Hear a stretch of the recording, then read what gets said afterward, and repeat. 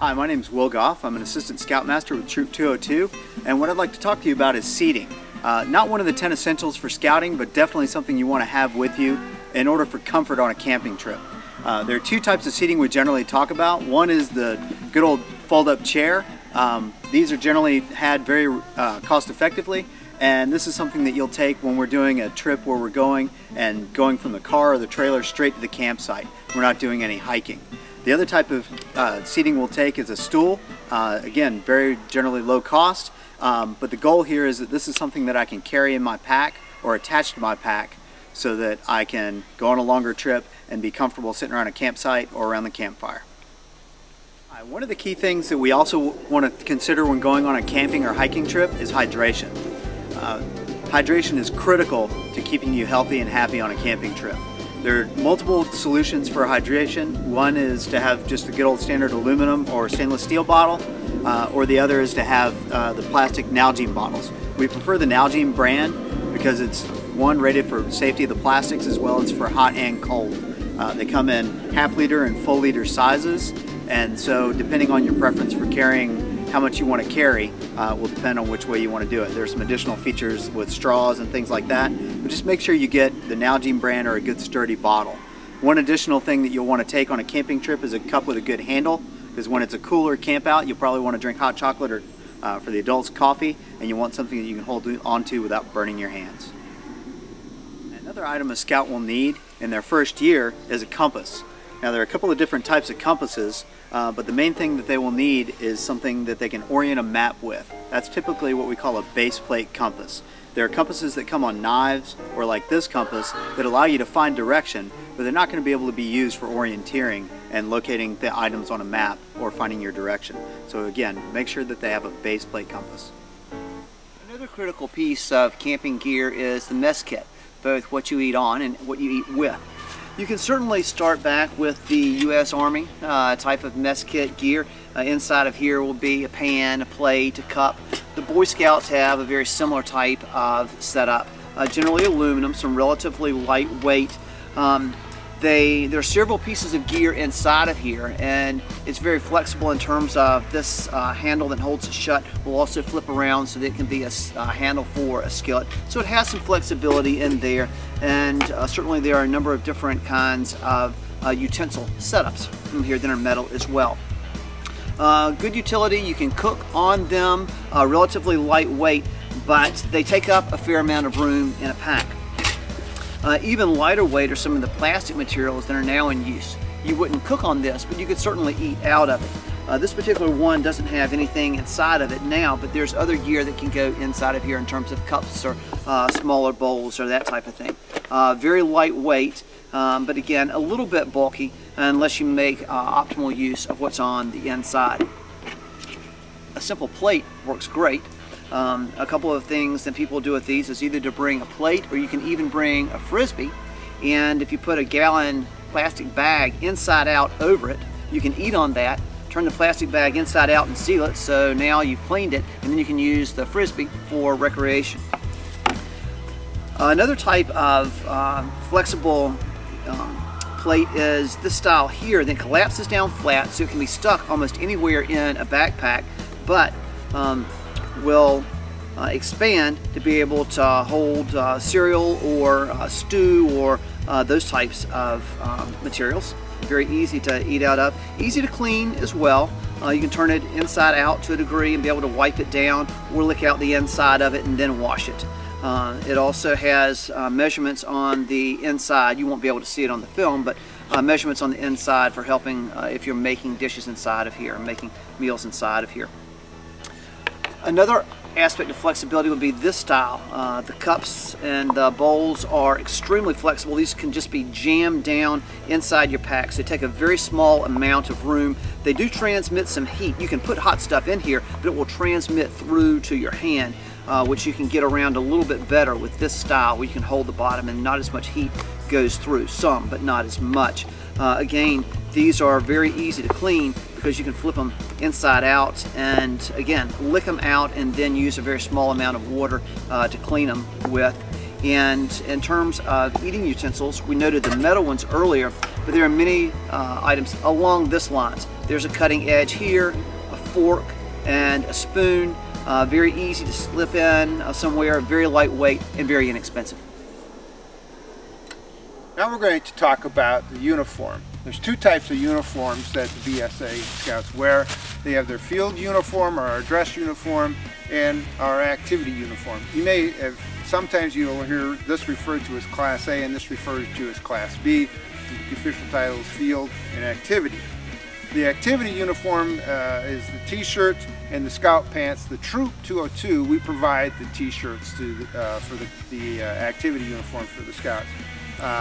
The field uniform, which you'll want to pick this up over at the scout shop, and the scout shop will be able to help you with all the patches and everything, but the key thing would be a pair of pants with the belt and the shirt with the appropriate patches. So now we're going to talk about clothing. Clothing, what you're trying to do is make sure that the scout is dressed appropriate for the weather, and especially as it gets colder in the year, it's layers, and the layers, especially for the wintertime, you'll start with a poly or polyester type of a shirt, and bottoms if it's really cold. Then you go to a wool, so poly, wool, fleece. You'd have a fleece, and then you'd end up with some sort of a rain gear or a windbreak. It could be either poncho or, in this case, a jacket, a Gore-Tex jacket. But the key thing is to be able to set up with layers, and that goes for the feet as well. The one thing that you absolutely want to avoid is cotton. Cotton sucks up water, it will not dry, and it does not insulate. So even on your feet, what you want to do on your feet, you know, the scout socks work well, and there's poly, nice leg shot. And as you set up feet, you can get the polyester liners, or liner sock, and then a wool sock over top. Especially if we're doing a lot of hiking, it's good to have the sock that wicks the moisture away, and then the sock that provides the comfort or the warmth. Be footwear or shoes. You need to make sure you have the appropriate shoes for your scout. The one thing that's absolutely forbidden is open-toed shoes or sandals. You can't have those. Crocs you don't want to have. Tennis shoes, if you're going to the tennis shoes, it would be good to have a pair of tennis shoes that has some waterproofness to them. When you go to the boots, hiking boots are good. They don't necessarily have to be this big, especially with these scouts growing as fast as they are and growing through them. But it really would be good to have a pair of hiking boots, because that would give them the ability to hike. It would give them protection if it's wet. And so think about the footwear. Keens work well for summer camp, but definitely no sandals, no open toes, and no Crocs. My name's Brian Brubar. I'm also an Assistant Scoutmaster with Troop 202. I want to talk to you for just a minute about stoves. The primary stove that your scout will be using during the first year is the standard Coleman stove, and you'll see that in just a minute. The other two types I want to talk about very quickly are ones that are used for backpacking. Two of the types that I'm going to show here are isobutane stoves. There's a third type called a white gas stove, but that is the one that we are not going to focus on during this time. The two isobutane stoves, one you might see would be something like this.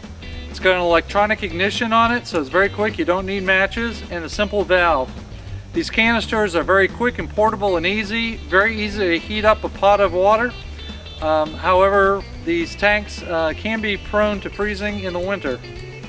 The other unit that is very popular and is recommended would be a jet boil. This unit packs down all into itself into a very small canister here. It's very good for backpacking. But when assembled here and heated up, you can heat up a pot of water or a meal very, very quickly with this. So again, these two would be the recommended stoves. Your scout would not need these immediately upon joining the troop.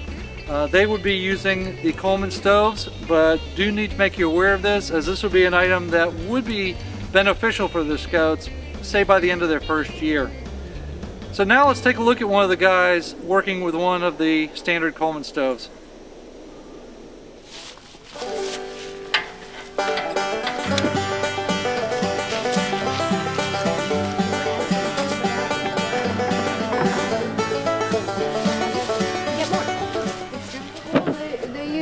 having a breakfast casserole for our Dutch oven competition. Yeah. And it's very small. This is our breakfast casserole that we made. At the bottom we had biscuits, and then we got sausage and cheese, and then we got eggs, And more biscuits. and then we did another layer of cheese and sausage, then more eggs, and then the biscuits on top. It looks golden brown. It's great. I'm hungry. Yeah. For the two-man tents we use in Troop 202. They're very roomy and they're great for 3-season camping. They're a lot more comfortable than a tent, but a good hammock will cost you more than a tent. Okay, talking about tents for an adult, for the Assistant Scoutmasters, male or female. This weekend we also have a female Assistant Scoutmaster camping with us. What you're going to be expected to bring your own tent. So you're going to want something that's relatively small, 2-man or a 3-man tent.